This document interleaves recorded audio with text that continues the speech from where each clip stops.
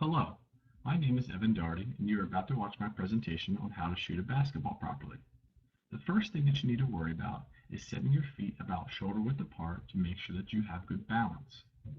You don't want to have your feet way too close together because you will not have good balance and this will directly affect your basketball shot. It is also important to make sure that your feet are pointing at your target, the basketball hoop, so that way your shot will go straight. If your feet are pointed off to the side, like shown in the picture, then your shot will also probably be crooked as well. Your feet should just look like the picture that is shown here. So you can see my feet are straight, shoulder width apart, and pointed directly at the basket. The next thing you need to do, you want to make sure you always bend your knees. By bending your knees, you're going to have enough power in your shot to get the basketball all the way to the hoop. Good basketball shots are always done with the legs and not just your arms. Having a good grip of the basketball is very important too. You want to make sure that you use your finger pads, or also known as your fingerprints. When holding the basketball, one should have the ball raised off of the palm for a small shooting window. If the ball is placed flat on the palm, as shown here in the picture, this can cause a very bad release of the shot and often cause a very poor rotation on the ball. When shooting the ball, it is very important to have your elbow in an L shape, as shown in this picture.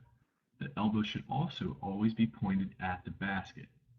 Oftentimes, inexperienced players will point their elbows out towards each direction. I call this chicken elbow-itis because their elbows kind of look like a chicken, pointed outwards. It should not be done. Notice how my elbow in this picture is in, and I only have one hand underneath the ball. The other hand is simply there just to balance the ball on my shooting hand. Finally, when releasing the shot, also known as following through, you want to make sure that your elbow goes above your eyebrow. This will ensure that you have enough arc on your shot. That way, it won't be a line drive. Oftentimes, when people do not get their elbow above the eyebrow, the shot will be very, very flat, and it'll oftentimes hit the front of the rim. When following through, you should flick your wrist and point your fingers downward, almost acting as if you are pointing those fingers down inside the basket.